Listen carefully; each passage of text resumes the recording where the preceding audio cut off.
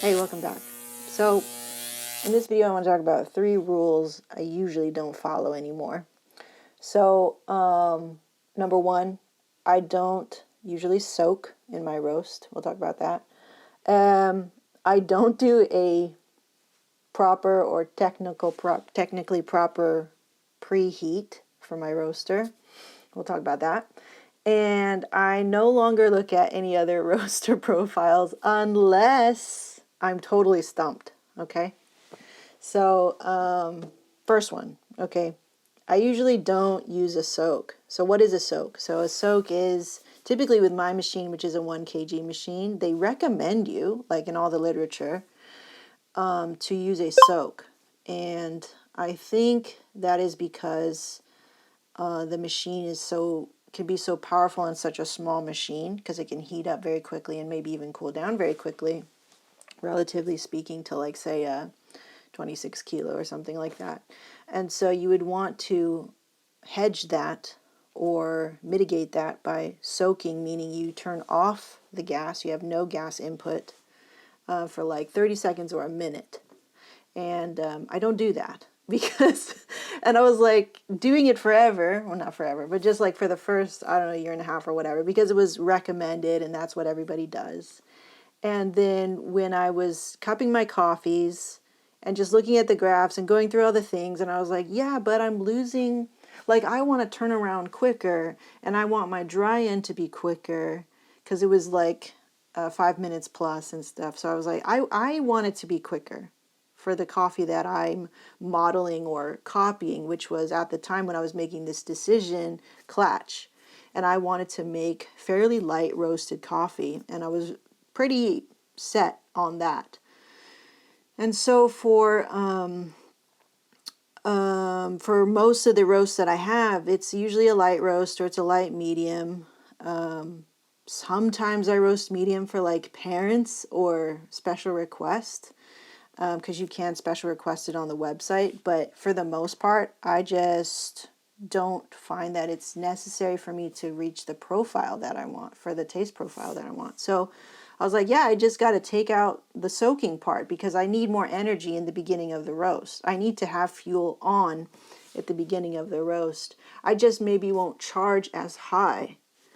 And so it becomes this sort of like wheel of like, which variable do you want to change? And when you change it, just know it affects the other things in the wheel, because you got fuel, you got air, you got drum speed. It depends on your machine, right? But you've got the main things, the main variables that you can adjust on your roaster.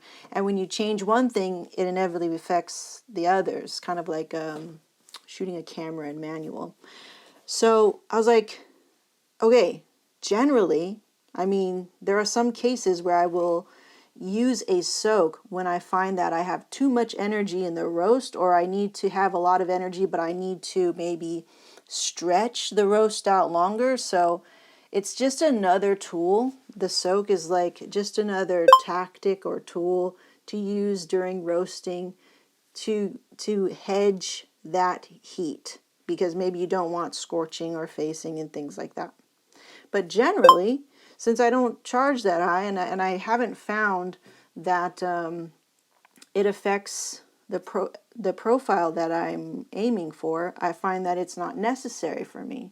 Now, I could be doing it wrong, but for me, in my experience, I just don't use the soak anymore. Sometimes I think when it'll be appropriate for me to use it in the way that I like my coffee is perhaps I have this like low elevation coffee, and perhaps I need a lot of energy in order to unlock it. Maybe it's a very large coffee bean. Like the physical property of it, it's a large one, so maybe I'll need more heat, and I'll need a longer time to penetrate into the center of the raw coffee bean in order to develop it completely. And so maybe I would use a soak maybe in that situation. I don't know, I'm just kind of speaking hypothetically, but for me, and the coffees that I'm choosing lately, which are, I would say, mid to high they're all over the place, I just don't feel that I need it. I don't know. Okay, another rule I don't follow. I don't wait for my roaster to preheat. I don't have a proper preheating roast formula or system or method because for the most part, unless it's so cold here, I live in sunny California, Chino, by the way. It's very arid, it's very dry here, and it's really not common that we're going to get a cold and wet and, super cold day. So for the most part, throughout the year, we had a little bit of a rainy year this year. For the most part, I'm just like, bam, I can hit it, let's go. And the only reason why I can say this confidently is because what I'll do is that I'll charge maybe about 5 degrees hotter and be okay with that for the first roast out of the gate. I'll also help my machine out in that I will choose decaf or some low elevation pre-blend or something where I don't need the power of my roaster, the full power of my roaster being fully hot and stuff like that right out the gate. So I'll help my roaster out. I'll compensate for it being the first roast and not being properly heated up. But if I was like in, say, I don't know, on the East Coast or something where it's cold as hell, and you have to heat up your roaster in order for it to give you some consistency, and then that would change, But for the most part, here in sunny California, I know, I don't really have to worry about that. And I found ways, little shortcuts and things that I found to get around that. Because why? I want to be efficient, and I have to carry in my gas and fill up my gas, my propane tank. It's very it's very Etsy. It's very home roaster. It's not like I can just turn on my roaster and kind of walk away and it's all hunky-dory and I have an unlimited amount of fuel at my disposal. I'm actually really conservative about my fuel because, for one thing, it's just a pain to go and fill that thing, come back, all that stuff. I would much rather be hooked up into the wall or some, main source where it's just a little less thinking. But yeah, I have to be cognizant of that. And for those of you who are asking, how many charges can I get from one 20-gallon propane tank for my 1 kg? Here in sunny California, again, I don't do a lot of that preheating stuff from my machine. I would say, Steve told me over the phone when I bought my machine, he said 60, and I can pretty confidently say that that is true. And because of how I am as a roaster, very conservative and efficient, I would say it's more. Maybe 65, maybe even 70 or something, because I roast majority light roasts. So that means I'm only going to roast maybe 10-minute, 12-minute batches on the regular. Not a lot of dark roast where I'm stretching that into like 20-minute mark or anything like that. So I get a lot of mileage out of my tank, and because I'm conservative, I think, and I take these measures because I roast so little.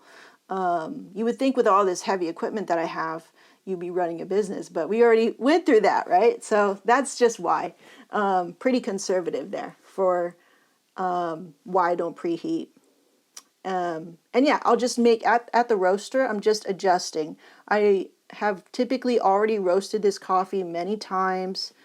It's a low elevation coffee perhaps, or maybe it's Tiger Claw, and I can run that out the gate and just be a little bit more aggressive with my roast approach for that first roast of the day versus like the third or fourth roast of the day where the machine is fully like, heated up and everything. Number 3, the third rule I don't follow anymore is not that it was a rule or anything, but I think we make up our own rules as we learn. And of course, when you're learning and you know nothing, you want a North Star. So you look at other roasters and you look at other things, models, and, North Stars or mentors or online mentors or just things to admire and look up to. So I definitely did that, just like everybody else would. And be like, dang, like mine doesn't look like that. Let me go make it look like that.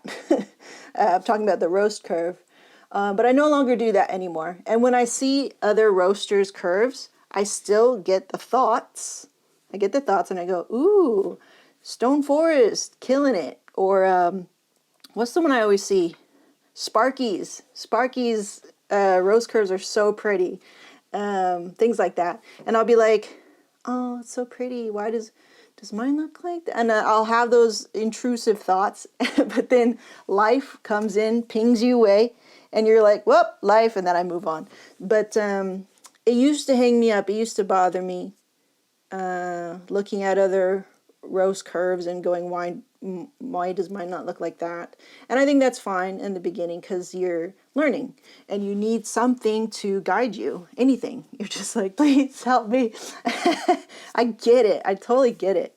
But now that I've just been around my own little block here and I found something that works for me, and I'm not saying that I won't change my philosophy on roasting or that I won't evolve or anything like that. But for now, I feel like I don't need to burden my own mind, my roaster mind, because it can get crazy up in here. I don't need to burden my roaster mind with looking at other people's roasters, curves, and feeling any sort of lack or envy or feeling of, oh, is mine good enough or not? Is my coffee good enough or not? Or feeling weird and unworthy or whatever it may be. Okay, and that's it. Yeah, so those are the 3 coffee rules I typically don't follow. And remember, it's because of the situation that I have. I cup my coffee, and that's what makes me make these decisions. So before you make any decisions in what you're doing, make sure you're cupping your coffee, you're tasting it, you have validation in the taste, in the flavor, in the cup that says, okay, you can make that decision, whatever that decision may be, whether it's I'm not going to soak, I'm going to soak, I need to soak maybe a little bit less. Okay, fine, whatever. It doesn't matter. It's just like whatever's in the cup, and that fits your profile, the flavors that you're looking for in the cup. Okay, and whatever method that you got to get there, I hope it's replicable. That you can duplicate it, and that you could pass that down to your team or whomever. If it's just like you're just like me, it's just like one person, that you could still replicate it because maybe people want to buy it from you or whatever, and that you can keep repeating the same flavor. That's a challenge. I don't always nail it, so that's what's most important. Okay, we'll see you in the next one. Bye.